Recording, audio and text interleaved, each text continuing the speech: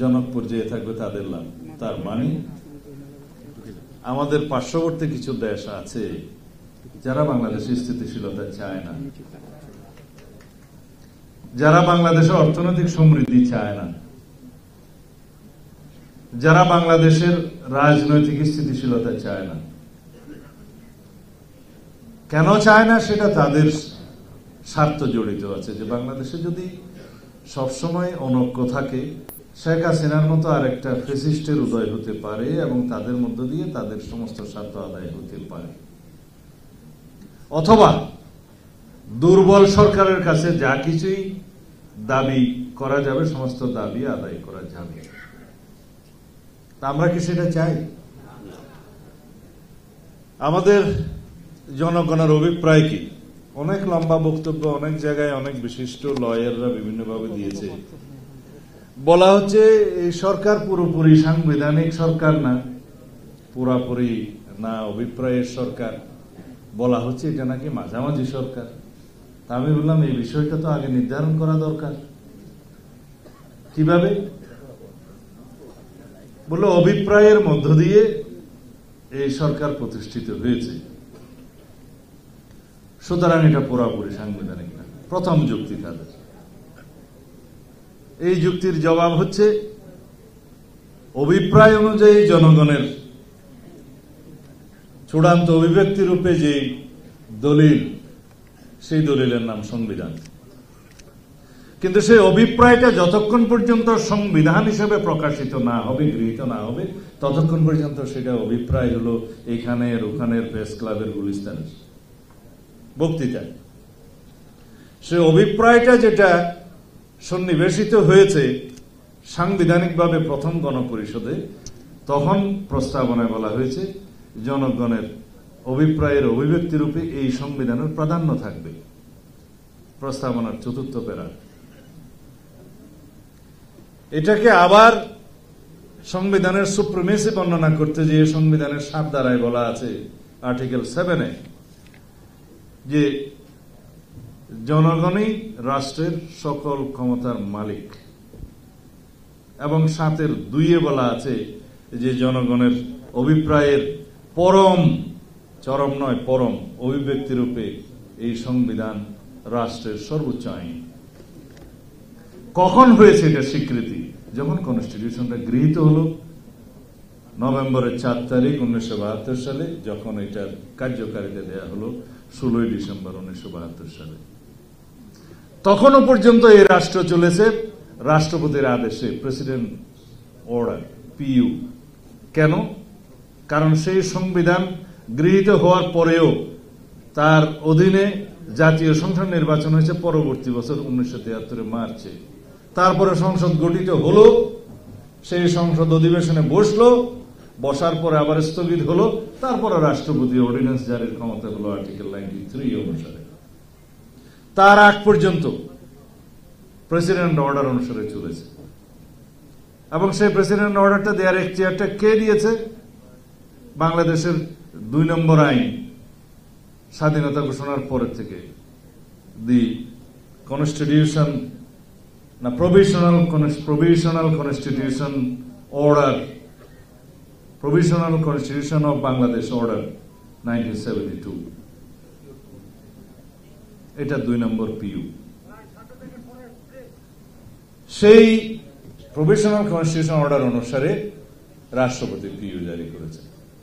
কিন্তু এই provisional constitution order জারি করার বা তার আগে 1 নম্বর আইন লস কন্টিনিউয়েন্স এনফোর্সমেন্ট অর্ডার, বাংলাদেশের 1 নম্বর আইন, সেইগুলো জারি করার ক্ষমতা কে দিয়েছে? সেটা জনগণের অভিপ্রায়। সে অভিপ্রায় কিভাবে প্রকাশিত হয়েছে? যেহেতু 25শে মার্চ 1971 একটা একতরফা যুদ্ধ ঘোষণা করা হলো, পাকিস্তান যুদ্ধে বাংলাদেশের নিরীহ জনগণের উপরে যুদ্ধে ঝাঁপিয়ে পড়ল।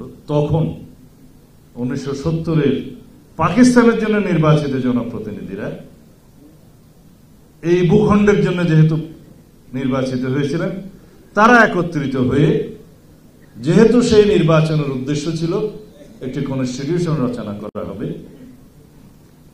তখন তারা ঘোষণা করলেন, আমরা নিজেদেরকে গণপরিষদ হিসেবে ঘোষণা দিলাম এবং আমরা বাংলাদেশের স্বাধীনতার ঘোষণাকে সমর্থন করলাম এবং আমরা বাংলাদেশ পরিচালনার জন্য স্বাধীনতার ঘোষণাপত্র প্রস্তুত করলাম, প্রকাশ করলাম এবং এই ঘোষণাপত্রের মধ্য দিয়ে আমরা রাষ্ট্রপতি, উপরাষ্ট্রপতি এবং মন্ত্রিপরিষদ গঠন করার সিদ্ধান্ত নিলাম। যতদিন রাষ্ট্রপতি দায়িত্ব না নিতে পারবেন, উপরাষ্ট্রপতি রাষ্ট্রপতি হিসাবে দায়িত্বভার গ্রহণ করবেন এবং রাষ্ট্রপতিকে নির্বাহী ক্ষমতা, রাষ্ট্রপতিকে আইন প্রণয়নের ক্ষমতা, ক্ষমা প্রদর্শন সহ এবং সর্বাধিনায়ক হিসেবে সশস্ত্র বাহিনী ঘোষণা করা হল। অভিপ্রায়টা ওভাবেই সেখান থেকে উৎসরিত হলো জনগণের এবং তারা জনগণের দ্বারা নির্বাচিত ছিলেন। কিন্তু এগুলা সবগুলোকে লেজিটিমেসি কখন দেয়া হলো? সংবিধান প্রণয়নের মধ্য দিয়ে। তার আগে এগুলো ছিল সব অভিপ্রায়ের উপর। আমরা সেই কথা বলছি। তারা রেফারেন্স দিলেন জাস্টিস শাহাবুদ্দিন আহমেদ যখন ভারপ্রাপ্ত রাষ্ট্রপতি হলেন, এটা সরাসরি সংবিধানের লঙ্ঘন ছিল। ইয়েস, এটা সরাসরি সংবিধানের লঙ্ঘন ছিল। সংবিধানে এরকম কোন প্রভিশন ছিল না এবং রাষ্ট্রপতি শাহাবুদ্দিন আবার প্রধান বিচারপতি হিসেবে ফেরত আসবেন, সেটার কোন সংবিধানে কিছুই ছিল না, আইনই ছিল না। কিন্তু জনগণের রাজনৈতিক অভিপ্রায় হিসাবে একটা পলিটিক্যাল এগ্রিমেন্ট, রাজনৈতিক সমঝোতার দলিল হিসেবে ৩ জোটের রূপরেখা ভিত্তিতে তিনি গেলেন। কিন্তু যদি পরবর্তী পার্লামেন্ট সেটা লেজিটিমেসি না দিত, সেটা ইলেজিটিমেট হয়ে যেত। আমরা এখনো সেই কথাই বলছি যে পরবর্তী পার্লামেন্ট, সাকসেসর পার্লামেন্ট হচ্ছে সবসময় এই সমস্ত লেজিটিমেসি দেওয়ার এখতিয়ার এবং মালিক। এটা প্রসঙ্গক্রমে এখানে বলি যে সাকসেসর পার্লামেন্টের ক্ষমতা খর্ব করা হয়েছিল আর্টিকেল 7A and B এর মধ্য দিয়ে। This has been declared unconstitutional by the verdict, 15th Amendment ভার্ডিক্টে। এখানে বলা হয়েছিল যে তার এই জাজমেন্টটা সম্ভবত 137 পৃষ্ঠার মতো। এখানে বলা হয়েছে লাস্টের অপারেটিভ অংশে, হাইয়েস, যে people's will is the supreme, সেগুলো কন্ট্রাডিক্ট করছে 7A and B। সুতরাং এটা নালিটি ডিক্লেয়ার করা হলো এবং এটাকে ননেস্ট করা হলো, মানে ইট ওয়াজ নট দেয়ার, রাইট? ব্যাপারটা হচ্ছে এই যে জনগণের অভিপ্রায়ের কথা হচ্ছে, দিস ইজ এটা উইল অফ দ্য পিপল। অবশ্যই কখন কন্টেইন করবেন, লেজিটিমেসি দিবেন, সেটা সাকসেসর পার্লামেন্টের এখতিয়ার। আমরা সেই কথা বলছি। এখন যদি বলা হয় জনগণের অভিপ্রায়ে এই সরকার গঠিত হয়েছে, ইয়েস, গণ অভ্যুত্থানের অভিপ্রায়ে এই সরকার গঠিত হয়েছে, কিন্তু সেই অভিপ্রায়টাকে লেজিটিমেসি দেওয়ার জন্য আমার আর্টিকেল 106 এর আশ্রয় নিতে হয়েছে।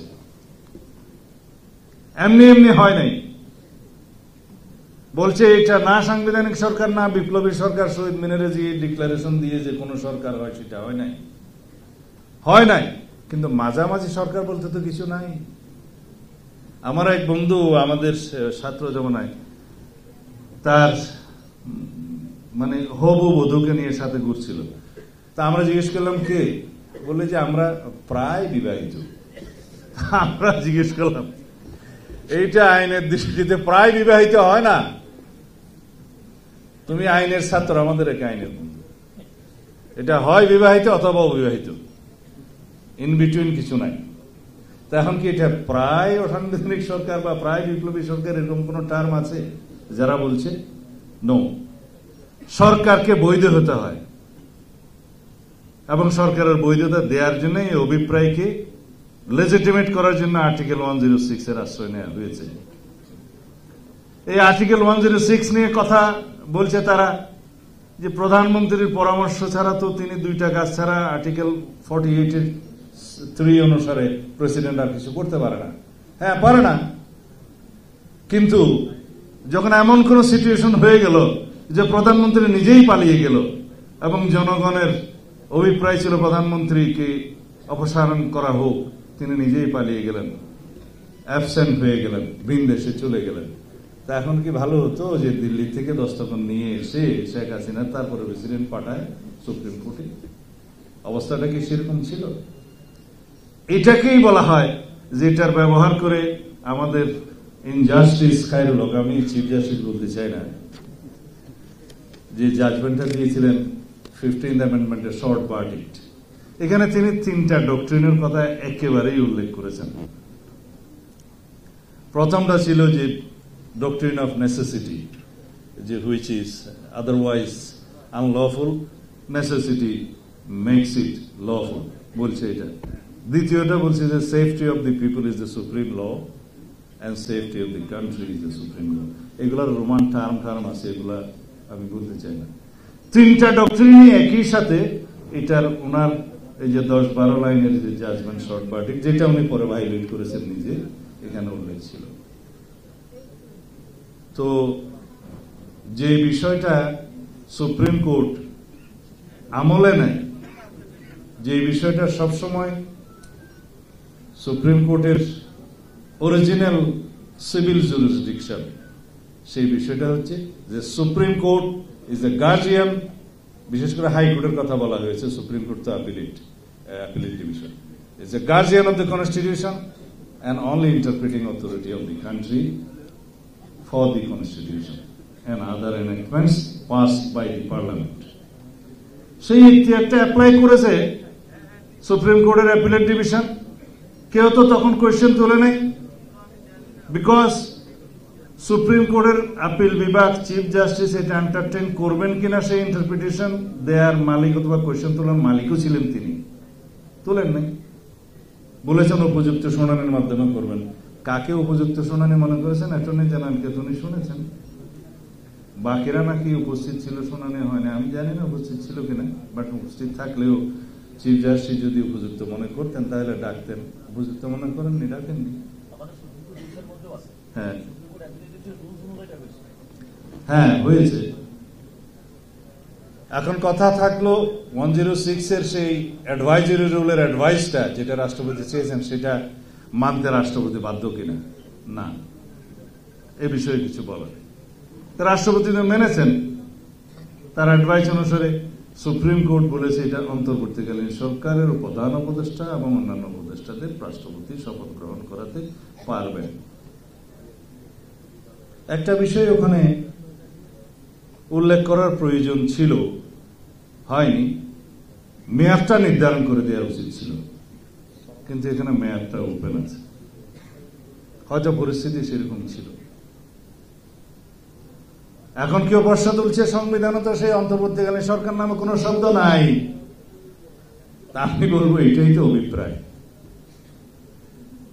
তত্ত্বাবধায়ক সরকার ব্যবস্থা যদি এখনই, যেটা বিচারাধীন আছে অ্যাপিলেট ডিভিশনে রিভিউতে, সেটা যদি রিইনস্টেট হয়, একেবারে সেম এজ হতে পারে। এটা আমার প্রেডিকশন করা ঠিক হবে না, এটা এখন সাব জুডিস হবে, তবে এটা পলিটিক্যাল বক্তব্য হিসেবে বলছি। যদি হয় তাহলে এটা ডক্ট্রিন অফ ইক্লিপস অনুসারে অ্যাজ ইট ওয়াজ রিইনস্টেট হবে। কিন্তু রিভিউ অ্যাপিলেট বিভাগ চাইলে সেখানে কিছু পরামর্শও দিতে পারবে, হুকুম দিতে পারবেন না। কেন বললাম? জুডিশিয়ারির কোন এখতিয়ার নাই লেজিসলেচারকে ডিকটেট করার। ইয়াং ব্যারিস্টারদের উদ্দেশ্যে বলছি, এখানে জুডিশিয়ারির লিমিটেশন আছে। এক্স্যাক্টলি 3 অর্গানের মধ্যে কনস্টিটিউশনাল যে বাউন্ডারি আছে এগুলো মানতে বাধ্য প্রত্যেক অর্গান। জুডিশিয়ারি সাজেস্ট করতে পারবে, মে লিখতে পারবে, নট শ্যাল। খায়রুল হক ম্যাই লিখছে 2টা প্যারাগ্রাফ।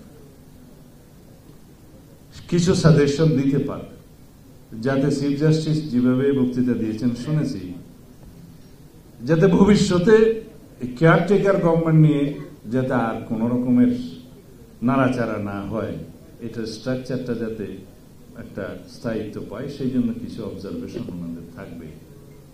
এবং আমি আজকে বলে যাচ্ছি, which should be followed by the successor parliament. এখনো তার দেওয়ার কিছু নেই, পার্লামেন্ট হোক তার কারণ আমরা এই যে বেসিক স্ট্রাকচার নামে কথাগুলো শুনেছি, বেসিক স্ট্রাকচারের দোহাই দিয়ে যে কেয়ারটেকার সরকারকে অ্যাবলিশ করা হলো, কাজল একটা কাগজ আমাকে লিখে দিয়েছে এখানে যে ভাই basic structure will of the people article 106 and article 112 সম্পর্কে কিছু বলবেন। 106 সম্পর্কে বলেছি, উইল অফ দি পিপুল সম্পর্কে বলেছি, বেসিক স্ট্রাকচার সম্পর্কে বলেছি। এটা তারই ভাষায় হচ্ছে it's a judicial invention. What is basic structure of the constitution? Basic structure হিসেবে কি আমাদের এখানে কিছু ডিটেইল করা আছে? নাই। আমি তিনটা কথা বলে থাকি। What is character of the constitution and nature of the constitution. আমাদের character and nature of the constitution হচ্ছে it is republic, constitution of the people's republic of Bangladesh. রেস পাবলিকা যেটা থেকে শুরু হয়েছে, যে জনগণের বিষয়, অ্যাস্টা কার্ড দিয়ে এটা রিপাবলিক হয়েছে, ইটালিয়ান অরিজিন। জনগণের সংবিধান মানে জনগণের বিষয়। এই রিপাবলিকের বেসিক স্ট্রাকচার রাজতন্ত্র আছে নাকি? নাই, জনগণের বিষয়। সুতরাং জনগণের বিষয় মানে ডেমোক্রেসি। বেসিক স্ট্রাকচার বলতে জনগণের ডেমোক্রেসি, এটা বলাটা কম বলা হবে। কনস্টিটিউশনের ক্যারেক্টার হচ্ছে ডেমোক্রেসি, যেটার জন্য আমরা যুদ্ধ করেছি, স্বাধীন হয়েছি। এখন সেই বেসিক স্ট্রাকচার বা ক্যারেক্টার কি কেউ চেঞ্জ করতে পারে? ক্যারেক্টার চেঞ্জ করতে পারবে না, কিন্তু যেটা বেসিক স্ট্রাকচার বলা হচ্ছে এরকম কোন শব্দ নাই। বিষয়টা হচ্ছে eternity clause of the constitution. এটা আমি তাকে বলেছি যে কনস্টিটিউশনে ইটারনিটি ক্লজ গুলো ডিটেইল করা থাকবে। আমি এটার বাংলাটা সঠিক বলতে পারছি না বলে ইংরেজিটা বলছি। সেগুলো ডিটেইল করা থাকবে সেই ইটারনিটি ক্লজ।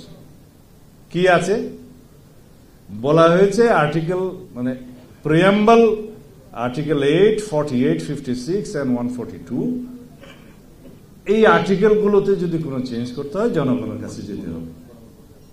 ওইটা জনগণের অভিপ্রায়, ওইটা রেফারেন্ডাম করতে হবে। 142 যেটা শেখ হাসিনা উড়িয়ে দিয়েছিল, এখন রিইনস্টেট